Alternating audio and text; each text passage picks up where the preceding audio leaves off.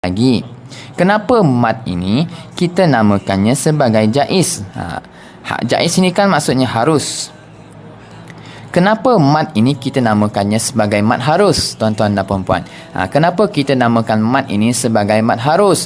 Kerana kalau yang dua makna seperti ini, tuan-tuan dan puan-puan, waalaikumsalam, yang dua makna seperti ini, mad dan hamzah, yang dua makna seperti ini, ada kiraat yang membenarkan. Ada kiraat yang membenarkan mad ini dibaca pendek dengan 2 harakat. Ada yang dibaca dengan panjang 4 harakat. Falamma atahuma. Ada yang baca pendek 2 harakat, ada yang baca panjang.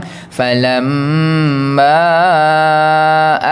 atahuma. Jadi itulah dia. Kenapa dinamakan sebagai jaiz? Kerana ada kiraat yang membenarkan mad ini dibaca pendek 2 harakat, ada yang membenarkan mad ini dibaca panjang, yang 2 makna seperti ini. Faham tak lagi? Tetapi kalau kita, tuan-tuan dan puan-puan, Thoriq Syatibi yang Malaysia gunakan sekarang, kita kena membaca mad ini dengan 4 ataupun 5 harakat sahaja. Faham?